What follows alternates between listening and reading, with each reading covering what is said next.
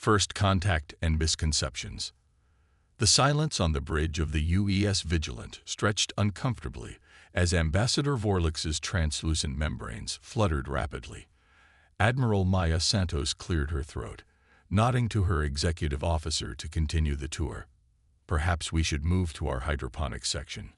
Our cultivation techniques might interest your biological specialists, she offered diplomatically. But Vorlix remained transfixed, his seven-fingered hand hovering over the tactical display. These smaller vessels, he said, indicating the destroyer-class ships flanking the Vigilant in the holographic projection. Their primary systems are all designed for offensive action.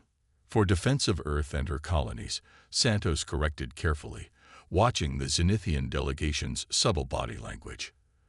The training for first contact scenarios hadn't prepared her for this specific cultural misunderstanding. Humanity has faced its own internal conflicts. Our military exists to protect, not to conquer. The tallest of the alien entourage, a willowy being with skin that shifted between deep blues and purples that intelligence had identified as Science Director Thalia, stepped forward. Your species developed these technologies to use against yourselves. The translator rendered her tone as horrified fascination. Commander Jackson shifted uncomfortably beside Santos. Permission to speak freely, Admiral. Santos nodded slightly. With respect, ambassadors, humanity's history has been shaped by competition and conflict. These experiences led us to develop technologies that, yes, can cause destruction, but they've also driven our rapid advancement in medicine, space travel, and even agriculture. Jackson gestured toward the viewport where Earth glowed blue and serene. The same ingenuity that built these ships also transformed our world from warring nations to unified colonies reaching to the stars. Vorlix exchanged complex patterns of light with his colleagues through their neural links, communications the human translators couldn't decipher. Finally, he turned back to Santos. We request immediate communication with our council. This development requires consultation. Of course, Santos agreed, maintaining her diplomatic composure despite the sinking feeling in her stomach. Lieutenant Chen will escort you to our communication hub. It's been configured to match your quantum frequencies. As the alien delegation followed Chen from the bridge, Jackson stepped closer to Santos. That went about as well as a torpedo in a swimming pool, Admiral. It could be worse, Santos muttered, watching the delegation's retreat on the security feed. At least they didn't flee immediately. Should we alert Earth Command? Santos considered this, her eyes still fixed on the aliens' stiff postures. Not yet. Let's see what their council says. Meanwhile, have strategic intelligence compile everything we have on their cultural references to warfare or conflict. There must be some common ground we can find. The ship's AI chimed softly, indicating an incoming transmission from Earth Central Command, and have the diplomatic team prepare alternative first contact scenarios. If they find our warships disturbing, Santos trailed off, gazing out the viewport. Outside, the crystalline Zenithian vessel shimmered in Earth's reflected light. Its elegant curves and translucent materials contain no visible weapons or defensive systems, a civilization that had evolved beyond warfare encountering one that had been forged by it. The UES Vigilant maintained its position, a steel guardian beside the alien envoy, two approaches to existence meeting in the stars. And as Santos watched the alien vessel begin to pulse with new patterns of light, she knew humanity's first step into the galactic community would be far more complicated than anyone had imagined. Commander Jackson's intelligence team worked frantically in the Vigilant's secure communication hub, processing the intercepted Zenithian transmissions. His fingers flew across the holographic interface as he isolated key data packets. They're using a quantum encryption we've never seen before, but their emotional signifiers are leaking through their neural network, Jackson explained to Admiral Santos. The Council is split. 3 factions have emerged. Those who want immediate quarantine protocols, those who propose further study of our species, and a smaller group advocating for learning from us. Santos raised an eyebrow. Learning our warfare techniques. Exactly. Jackson pulled up a translation matrix. This faction leader, Nexus diplomat Cleth, is arguing that the Alliance has grown complacent. They've encountered something out there that frightens them, something their defensive technologies can't handle. Outside the conference room, the Zenithian delegation waited, their skin displaying rippling patterns of anxiety. Ambassador Vorlix paced the length of the observation deck, gazing at Earth below. Santos straightened her uniform. Options, Commander. Honesty might be our only play, Admiral. Their neural networks respond to emotional authenticity. They'll detect calculated diplomacy. So we tell them we're dangerous, but we're the kind of dangerous they might need. Santos smiled grimly. Let's hope they see the distinction. When they re-entered the conference room, Santos did something unexpected. She dismissed the Zenithian diplomatic attaches and requested a private meeting with only Ambassador Vorlix and Science Director Thylia. The Zenithian Council is voting on whether to quarantine Earth, Santos stated, watching their reaction. The alien skin patterns shifted to patterns of alarm. Yes, Vorlix's translator struggled to keep up with his rapid response. This confirms the concerns of many council members. Or confirms why you need us, Santos interrupted, pulling up Earth's historical archives on the display table. Images of human warfare throughout history flashed by. Ancient armies, world wars, the orbital conflict of 2097. Humanity has spent millennia trying to kill itself. Ambassador, we've become very good at identifying threats and neutralizing them. Whatever is happening at the edge of Alliance space. Yes, we intercepted that too. Has you terrified? Thylia's iridescent skin darkened. You misunderstand. We are not afraid for ourselves. We fear what introducing a species with your instincts might do to galactic stability. Jackson stepped forward, displaying data from the Zenithians' own archives. Your species has maintained peace for 12 millennia. Impressive. But peace through isolation isn't the same as security. He highlighted regions of disappeared stars along the Alliance's outer territories. Something is consuming entire systems, and your defensive barriers aren't stopping it. The two aliens exchanged neural patterns too rapid for the translators to follow. Finally, Vorlix turned to Santos. The quarantine vote will conclude in 6 hours, he said. If Earth is to avoid isolation, you must prove that your warships, and the mentality behind them, can serve creation rather than destruction. Santos nodded slowly. Then I suggest we begin preparations, because proving our value typically involves demonstrations, and I suspect we're running out of time. As if responding to her words, the Vigilance Alert System activated. Lieutenant Chen's voice came through the comm. Admiral, we're detecting a massive solar prominence forming.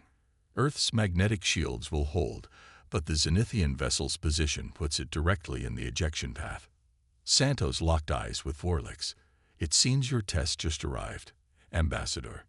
The Vigilance Combat Information Center transformed into a flurry of coordinated chaos as tactical officers rushed to their stations.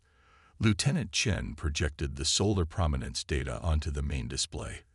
The massive plasma ejection rendered in ominous red and orange. Impact in 8 minutes, 47 seconds, Chen announced. The Zenithian vessel's shields are designed for cosmic radiation and micrometeorite deflection, not direct plasma ejection of this magnitude, Admiral. Santos turned to Ambassador Vorlix and Science Director Thylia, whose skin had paled to an almost translucent white. Your vessel's engines require a 12-minute startup sequence. We don't have that kind of time. Our people. Thylia began, her translator struggling to convey the depth of her distress. We'll survive, Santos finished firmly. Lieutenant Chen, status of our solar buffer satellites. Deploying now, Admiral. 4 units optimal, but we only have time to position 3. Santos nodded. It'll have to do. Navigation, calculate precise positioning to place the Vigilant between the Zenithian vessel and the incoming flare. Weapons control, reconfigure point defense systems for plasma dispersal. Vorlix stepped forward, his compound eyes fixed on the tactical display. You're positioning your vessel as a shield. The heat alone will compromise your hull integrity. That's why we're not just going to take the hit, Santos explained, moving to the weapons station. Commander Reyes, show our guests how Earth's weapons can serve purposes beyond destruction. Reyes's fingers danced across her console, bringing up schematics of the Vigilance Point Defense Array. Our kinetic barrier system was designed to intercept incoming missiles and projectiles. We're reconfiguring it to create a dispersal field that will scatter the plasma. The alien diplomats watched in silence as the human crew executed their orders with practiced efficiency. On the view screen, 3 satellite units moved into position, their energy fields combining to create a partial barrier. Buffer satellites at maximum capacity, Jackson reported. They'll absorb approximately 60% of the ejection. The rest is coming straight for us, and the Zenithian vessel. All hands, brace for impact, Santos ordered over the shipwide comm. Divert auxiliary power to forward shields and cooling systems. As the solar prominence reached its peak, a massive tongue of plasma erupted from the sun's surface. The buffer satellites glowed bright blue as they absorbed the first wave, their fields straining visibly before the first one overloaded in a flash of light. 30 seconds to impact, Chen called out. Remaining buffers at critical levels. Santos turned to the Zenithian representatives. You might want to hold on to something. The view screen polarized to maximum as the plasma wave struck. The Vigilance Modified Point Defense System activated, creating a complex lattice of energy fields that fractured the incoming plasma into smaller, more manageable streams. The ship shuddered violently as superheated particles battered against its shields. Hull temperature rising, Reyes reported calmly. Sections 3 through 7 approaching thermal tolerance. Dispersal field holding at 82% efficiency. For 3 excruciating minutes, the Vigilant weathered the solar storm, its weapon systems, designed for war, now repurposed as tools of protection. When the last of the plasma ejection passed, the bridge fell quiet except for the hiss of emergency cooling systems. Damage report, Santos ordered, straightening her uniform. Minor hull breaches on decks 5 and 6, automatically sealed. Chen responded. No casualties. Engineering reports drive systems functional, but requiring maintenance before any high-velocity maneuvers. Santos turned to find Ambassador Vorlix standing beside her command chair. The alien diplomat had deactivated his translator. Slowly, deliberately, he placed a 7-fingered hand over his chest, where his primary heart analog resided, then extended it toward the Admiral in a gesture that required no translation. Your vessel, Thelia said quietly, her translator functioning again, was designed for war, yet you used it to preserve life at risk to yourselves. That's the point your council is missing, Director, Santos replied. Humanity doesn't build warships because we love destruction. We build them because we understand that sometimes protection requires more than barriers. As if to punctuate her words, a priority alert flashed across the tactical display. Chen's voice cut through the moment. Admiral, long-range sensors are detecting an unknown object approaching the system at relativistic speed. It's on a direct course for Earth, and it doesn't match any Zenithian configuration. Vorlix's skin pulsed with rapid patterns of alarm as he exchanged neural signals with Thelia. That signature, he whispered through his translator. It matches the energy profile of the entities consuming our outer systems. Santos' expression hardened as she turned back to the tactical display. It seems we have another first contact situation developing, Ambassador.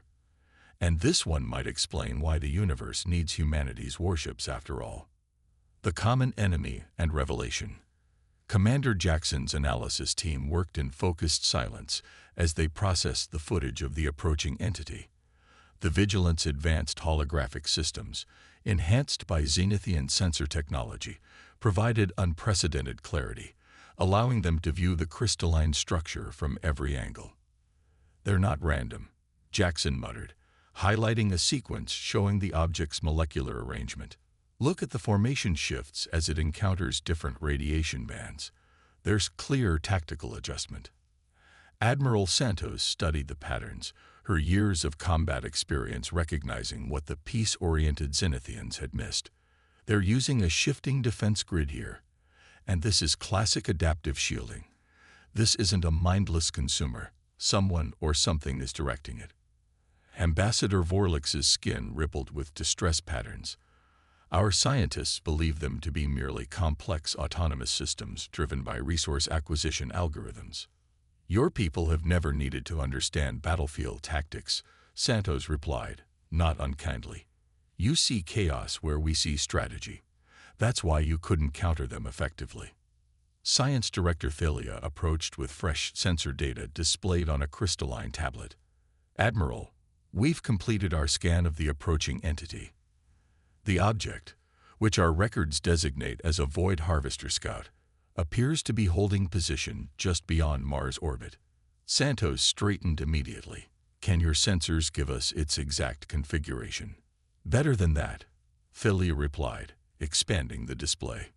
We've managed to intercept fragments of its transmission burst. The holographic display shifted to show a complex lattice of crystalline code structures.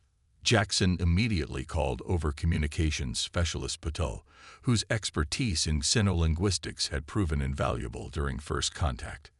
It's not just data, Patel said after a moment, her fingers manipulating the symbols. There's a clear syntax structure. This isn't machine code. It's language. Can you decode it? Santos asked. Patel shook her head. Not completely, but this recurring pattern here. She highlighted a cluster of geometric shapes. Appears whenever the scout references Earth. The surrounding context suggests prioritization. They're making us a priority target, Jackson asked. No. Ambassador Vorlix interjected, his compound eyes fixed on the symbols. Our linguists encountered similar patterns in abandoned harvester communication nodes. This indicates high threat assessment. The realization swept through the room like a cold wind. Santos voiced what everyone was thinking. They're afraid of us. Thalia's opalescent skin pulsed with confusion. That makes no logical sense. The harvesters have consumed 12 star systems within our knowledge. Your civilization has barely achieved interstellar travel. But we've achieved something else, Santos said, gesturing to the tactical displays showing Earth's defense fleet. We've mastered offensive warfare in ways your species never needed to. The harvesters recognized that as a threat. Jackson suddenly straightened, his attention caught by a pattern in the transmission data. Admiral, look at the time stamp on this scout's arrival in our system. According to this, they'd been observing Earth for. He double-checked his calculation. Nearly 3 centuries. Since our Industrial Revolution, Santos realized. They've been watching our technological development, specifically our weapons development. Ambassador Vorlix exchanged complex neural patterns with Thalia before turning back to the humans. Your assessment has uncomfortable implications. If the harvesters fear human military capability, then perhaps the Alliance Council's concern about your warships was misguided. More than misguided, Santos replied, her gaze returning to the holographic display of blacked-out star systems. If these harvesters have been monitoring Earth specifically because of our military development, then humanity's warships may be exactly what the galaxy needs. The ship's alert system chimed softly. Admiral, Lieutenant Chen's voice came through the comm. The Harvester Scout is moving. It's accelerating toward Earth at tremendous speed. Santos' expression hardened. Looks like we're about to make first contact with a second alien species. Only this one already considers us enemies. The UES Vigilance Combat Information Center, transformed into a fusion of human military precision and alien technological brilliance. Zenithian engineers worked alongside human weapons specialists, their earlier horror at humanity's warfare capacity now replaced by focused collaboration. Admiral Santos studied the tactical display showing Mars' orbital path, where the small squadron of Earth warships maintained formation against the approaching Harvester Scout. Ambassador Vorlix hovered beside her, his compound eyes taking in the practiced movements of the human crew. Your officers show no fear, he observed, neural patterns flickering with something approximating admiration. They face an unknown entity of superior technology, yet they proceed with certainty. It's not certainty, Santos corrected, watching as Commander Jackson coordinated with Zenithian sensor specialists. It's training. Humans prepare for worst-case scenarios so extensively that when they arrive, we've already lived through them in simulation. The Zenithian vessel maintained position slightly behind the human warships, its advanced sensors providing unprecedented detail on the Harvester Scout structure. Science Director Thalia's voice came through the communications array, her normally melodic tones clipped with urgency. Admiral Santos, we've identified what appear to be energy collection arrays along the Harvester's forward section. They're configured to absorb directed energy weapons. Santos nodded grimly. Exactly what we suspected. Commander Jackson, prepare kinetic strike packages. Rail guns only, no energy weapons. The bridge crew moved with practiced efficiency, loading the massive electromagnetic railguns that had initially horrified the Zenithian representatives. Lieutenant Commander Rice approached with a tactical overlay. We've integrated the Zenithian sensor data with our targeting systems, she reported. Their analysis suggests these nodes. She highlighted geometric points along the crystalline vessel structure. Serve as primary coordination centers. Focus fire on those points, Santos ordered. Inform all vessels. Precision strikes only. We want to disable, not destroy if possible. Ambassador Vorlix's translator struggled to keep pace with his rapid question. You would show restraint even against an entity that threatens your world. Knowledge is a weapon too, Ambassador, Santos replied without taking her eyes from the tactical display. If we can capture this scout intact enough for study, we gain an advantage against the main Harvester force. The next 20 minutes unfolded with tense precision. As the Harvester scout approached, it deployed crystalline projections that the Zenithian sensors identified as weapons arrays. The human vessels executed a complex maneuver pattern that Commander Jackson had developed specifically to counter the Harvester's expected tactics. They're attempting to target our propulsion systems, Rise reported as the first energy pulses lanced out from the Harvester. Exactly as Jackson had predicted. The UES Thunder and Lightning, flanking destroyer-class vessels, executed a perfect pincer movement, while the Harvester focused on the Vigilant. Their rail guns fired in synchronized sequence, launching hypervelocity tungsten projectiles at precise geometric nodes on the crystal ship structure. The effect was immediate and dramatic. The Harvester Scout's coordinated movements became erratic, its weapon systems firing in random patterns as the kinetic impacts shattered its command nodes. Direct hit on primary coordination nexus, Jackson called out, unable to hide the satisfaction in his voice. Their adaptive shields were configured for energy weapons, not physical impact. Ambassador Vorlix watched in astonishment as the human vessels continued their coordinated attack, systematically disabling the Harvester's offensive capabilities without destroying the vessel itself. Your people fight with elegance, he said finally. The Alliance always believed warfare was merely brutality given purpose, but this, he gestured to the tactical display, showing the complex ballet of human ships outmaneuvering a technologically superior opponent. This is something else entirely. Santos allowed herself a small smile. War is humanity's oldest art form, Ambassador. We've had thousands of years to perfect it. She turned to Communications Officer Paddle. Inform all vessels. Prepare boarding parties. It's time to learn exactly what we're dealing with. Earth's Geneva spaceport buzzed with unprecedented activity as Zenithian specialists disembarked from their shuttles. Admiral Santos watched from the command tower as the azure-skinned visitors paused at the sight of the massive orbital defense platform under construction in the bay. They still flinch when they see our weapon systems, Commander Jackson observed, standing at her side. Old habits, Santos replied. Remember how you reacted the first time you saw their neural link technology. Cultural shock works both ways. The past 3 weeks had transformed Earth into the focal point of a remarkable exchange. The examination of the captured Harvester Scout had revealed technological principles that baffled even the Zenithians' Advanced Science Division. In return for sharing this discovery, Earth had opened its military archives to Zenithian study. In the central research facility below, Thalia led a team of xenoneurobiologists studying human neurological responses. The Zenithian scientists' opalescent skin rippled with fascination as military cadets ran combat simulations. The neural pathways you activate during threat assessment are entirely different from ours, Thalia explained to Lieutenant Commander Reyes.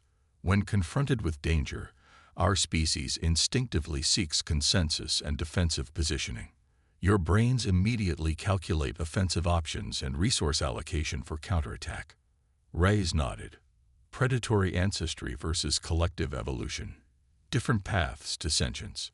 Across the facility, human engineers examined the crystalline components salvaged from the Harvester Scout. The alien technology operated on principles that defied conventional physics, converting matter directly into energy without the inefficiencies of nuclear reactions. We could revolutionize our propulsion systems with this, Engineering Chief Patel remarked to Ambassador Vorlix. One small fragment contains enough potential energy to power a destroyer-class vessel for months. And you immediately consider its applications for your warships, Vorlix noted without judgment. Patel smiled slightly. Actually, my first thought was sustainable energy for Earth's remaining climate restoration projects. The military application was my second thought. The ambassador's compound eyes blinked in the pattern humans had learned indicated surprise. In the tactical center, Commander Jackson's breakthrough came during the third consecutive night of studying Harvester communication patterns. Zenithian linguistics experts had struggled with the crystalline language structure, but Jackson approached it differently, as a military code rather than a conventional language. It's not about what they're saying, he explained to the assembled team of human and Zenithian specialists.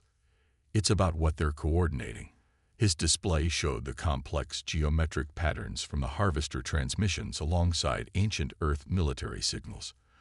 The Harvesters use positional mathematics to coordinate attacks, similar to naval flag signals from Earth's 18th century. They're not just communicating. They're issuing battlefield commands. Science Director Thalia's skin darkened with concern. If these are indeed military commands, then the transmission patterns we've detected from the star KIC 8,462,852 indicate a gathering fleet, Jackson confirmed grimly. And based on the transmission density, it's massive. Admiral Santos studied the star map showing KIC 8,462,852 just 40 light-years from Earth. How long until they could reach us at their observed travel velocity? 8 months, Thalia replied. Perhaps less if they've improved their propulsion technology. The room fell silent as the implication settled. 8 months to prepare for an invasion force that had already consumed a dozen star systems.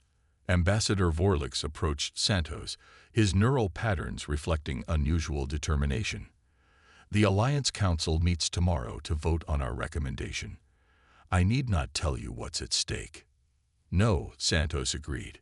You don't. The following day, as the assembled representatives of Earth's United Nations gathered in the historic United Nations chamber, Ambassador Vorlix addressed them with uncharacteristic directness for a Zenithian diplomat. For 12,000 years, the Zenithian Alliance has maintained peace through harmony and cooperation. We have prided ourselves on evolving beyond conflict, beyond the need for weapons or warfare. We believe this to be the natural progression of any advanced civilization. His skin rippled with patterns of humility that the human translators struggle to convey. We were wrong. In our peaceful isolation, we failed to prepare for a universe that does not share our values. When the Void Harvesters began consuming our outer systems, we had no defense against them. No strategy. No warriors. Vorlix gestured to Admiral Santos, who stood at attention beside the Earth delegation. Humanity's history has been forged in conflict, yes, but that conflict has created in you something the galaxy desperately needs: the ability to stand against extinction. The very warships that frightened us upon first contact may be the salvation not just of Earth, but of all sentient life in our region of space. Murmurs swept through the chamber as the implications became clear. Vorlix continued, his translator working overtime to capture the conviction in his neural patterns. The Alliance formally proposes a military alliance with Earth. We offer our advanced sciences, FTL communication, biomolecular engineering, quantum computing, in exchange for what only humans can provide: the art of war, perfected through millennia of evolution and conflict. Santos stepped forward. And what does the Council say to this proposal, Ambassador? Vorlix's skin flashed with the pattern humans had learned to recognize as pride. The Council vote was unanimous. Admiral, even those who initially advocated for Earth's quarantine now recognize the truth that has been staring us in the face. Which is, prompted the Secretary General, that the universe is not divided between peaceful species and violent ones. Vorlix replied, it is divided between those who can defend life and those who cannot. Humanity's warships frightened us because we did not understand their purpose. Now we do.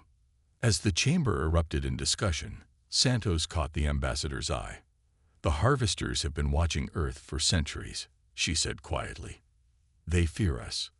That's why they're coming in force now, before we expand beyond the solar system. Yes, Vorlix agreed. They recognize what we did not: that humanity's capacity for warfare makes you uniquely dangerous and uniquely valuable as protectors. The harvesters have never encountered a species that could outthink them tactically. Until now, Santos said with quiet confidence. Until now, the ambassador agreed. The Zenithian Alliance has maintained peace for 12 millennia, Admiral Santos. Now, with humanity's help, we intend to defend it. Outside the chamber windows, Earth's orbital defense platforms glinted in the sunlight, no longer symbols of humanity's violent tendencies, but beacons of hope for a galaxy that had just discovered it needed warriors after all.